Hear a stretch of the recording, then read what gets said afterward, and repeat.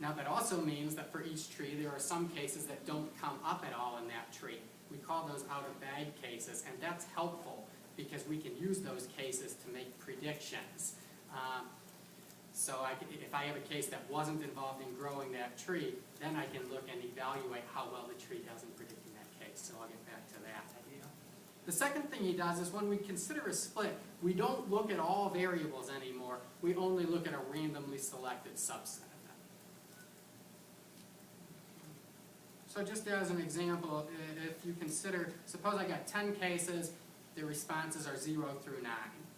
And we want to grow a real small forest with 3 trees.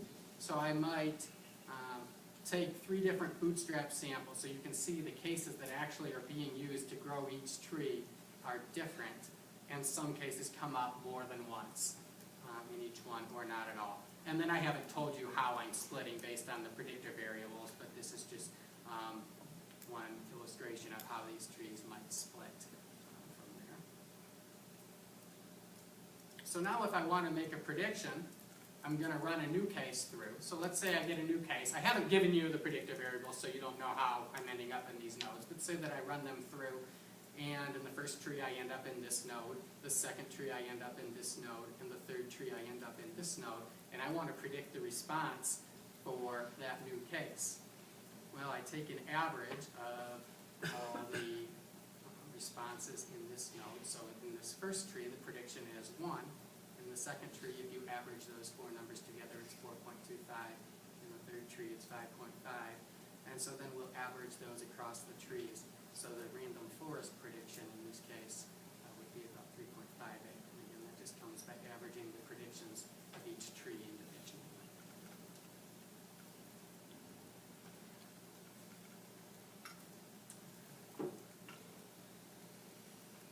So we use this method to estimate the probability of students leaving STEM at Iowa State.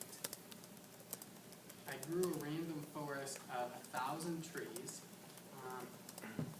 Now I should say, I said in the beginning that we were looking at 2016 students and we're trying to make that prediction, and that's what we did this past fall. So we made our predictions and we submitted them to the registrar's office to be disseminated from there to the advisors. But what I'm showing you doesn't pertain to the 2016 students, and the reason for that is because I want to look at how well my method is doing. And so for the students who just came in last fall that we made those predictions for, we don't know yet how many of them actually left STEM. So what I did was I looked at students who came in from 2011 to 2014, and then I held out the 2015 students. I didn't include those in putting together my model. So this might be considered a form of what we call cross-validation. You grow your model on some students, and then you hold back other ones to see how well it actually does. We classified 418 students as being at risk. That's about 13% of the incoming class based on our probability estimates. And then we looked at, well, how many of those actually did leave within that first year? And keep in mind, at this point, there was no intervention. There was, unless advisors were doing something themselves, there was nothing being done to try to help these students. So there was no treatment to try to prevent these students from leaving. So the group that we identified as at risk, about half of them stayed in STEM at ISU. 31% left ISU altogether, and 18% stayed at ISU but left STEM. Versus the rest of the population, 83% stayed in STEM at ISU. So this difference is at least suggesting that our random forest model is doing a reasonable job of identifying which students are most likely to leave. We've identified a group in which the students seem to be substantially more likely to leave than the general population of incoming students. Our hope now is that as we provide this information to the advisors, that moving forward, they'll be able to perhaps help reduce these numbers in the years going forward.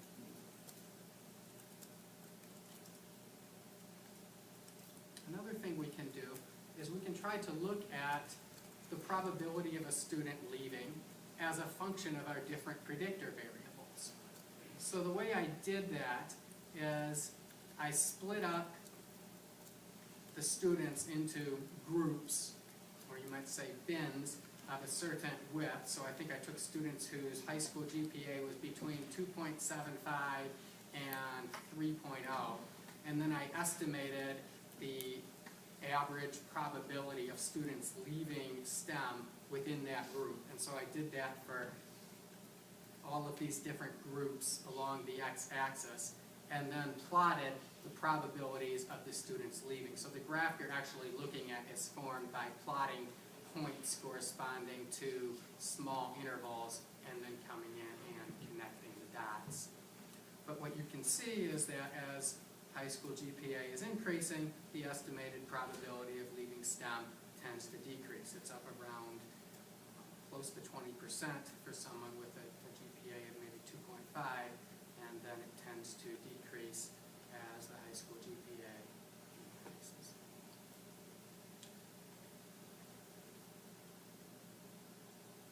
You might be interested in looking at the difference between students who participate in learning communities and those who don't. So I talked about learning communities in the beginning, as I kind of loosely described them as organized study groups. So we can see in this graph, I've plotted high school GPA against the probability of leaving STEM for students who are in learning communities and students who aren't. And it seems that the estimated curve, the estimated probability of leaving, tends to be lower for students who are participating in learning communities. So the people who are putting together these learning communities might be happy to see this.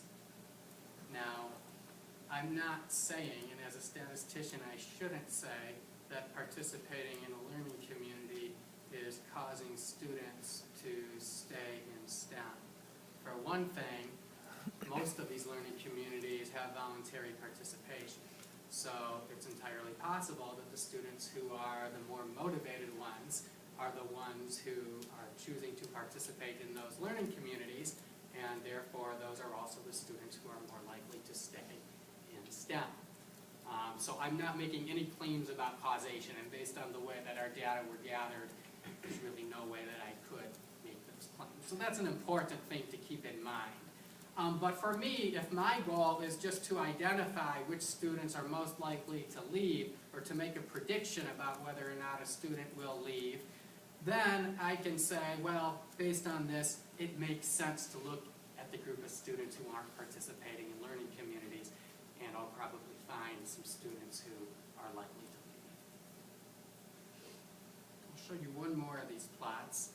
So here I'm plotting ACT composite score against the probability of leaving, and I have it broken down by gender. So if you look on the left-hand side of the graph, there seems to be somewhat of a discrepancy for students with ACT scores below 20. It seems that perhaps women are more likely to leave STEM than men. As the ACT score grows, that difference seems to be becoming smaller and maybe doesn't even exist at all anymore. So there's some evidence of a possible interaction here between ACT score and gender. Now, when I show you a graph like these last two as a statistician, there's an important question that we should think about. And that is this a real significant difference? Or could we get differences like this just due to random chance?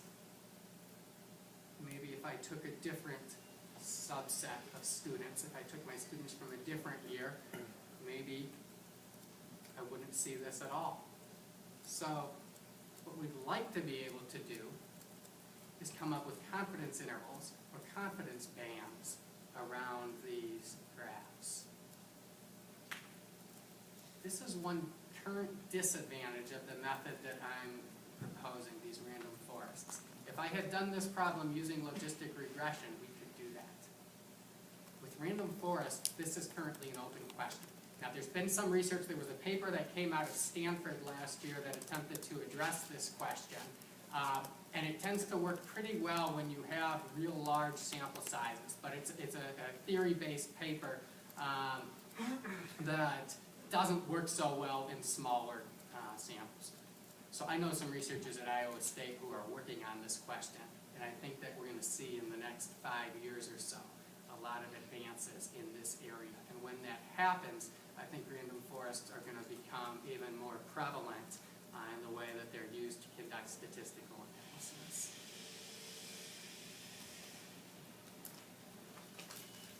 So I mentioned that we can look at variable importance. Which variables are most important in predicting which students are going to leave? I got 58 of them. Which one, if I can only look at 3 or 4, which ones do I want to look at? Well, random forests offer a neat technique for how to do that. So if you think back, we talked about bootstrap samples. So I grow each tree. I've got a certain subset of the cases that didn't go into growing the trees. I can take those cases and use them to make predictions. So I run the cases that weren't involved in growing the trees back through the trees to make a prediction, and I know the results. So I look at how well the trees did at predicting those cases. All right, so I do that first. Now, let's say I want to know how important high school GPA is to predicting college GPA. Here's what I do. I take all my high school GPAs for all my students, and I randomly shuffle them up from you. So if there was any relationship between high school GPA and leaving STEM, that should just get mixed up randomly when I shuffle them. And then I run those cases back through the tree again. And I look at how well my predictions do now. If I was able to do just as well with the shuffled up cases as I was with the original ones, then that means my variable wasn't very important to begin with. But if I lose value and my predictions suffer by permuting those variables, that tells me there was some important information contained in that variable. So I can do that for all 58 of my variables and then compare which ones come out the highest.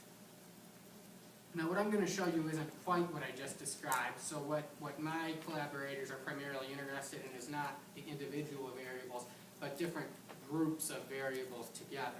So now this midterm grades, well, there were 2 variables that went into that. One was just their midterm grades overall in all classes, and another was specifically in STEM classes. But I've got variables, so test scores includes 3 different tests. So we've got some different groups of variables together. But you can see the most important predictor of a student leaving STEM is the student's midterm grades, which may not be surprising. But second on the list is this MapWorks survey that the students take, and it asks them questions. Are you satisfied with your major? Are you satisfied with the classes you're taking? And that ranks number 2 in terms of predicting whether a student will leave. So there's some information there that may not be readily available to an advisor that's coming through and that's proving to be useful in making this prediction. If you go all the way down, financial concerns, interestingly, now this academic skills, that's the student's perception of their academic skills, tend to not be strong predictors of students' needs. So I've talked about one application related to education. I want to show you another application here. So this was done by Dennis Locke, who is a graduate student who just earned his PhD at Iowa State, working with Dan Nettleton, who's also one of my major professors. And Dennis is now the director of analytics for the Miami Dolphins. But Dennis uses random forest to make predictions in sports statistics. And so what he's trying to do here is estimate the probability that a team will win a game at any point during a game using random forests. This is a plot he put together for Game 7 of the NBA Finals last year. So this was a game between the Cleveland Cavaliers and the Golden State Warriors. And this is the Cavaliers' estimated win probability throughout the 4th quarter. So he considered a number of variables such as point spread, score differential, time remaining, total points, home court advantage, who had the ball. And you can see this, so this is throughout the 4th quarter. So the game was tied going into the 4th quarter. It starts out, Golden State has about a 60% chance of winning.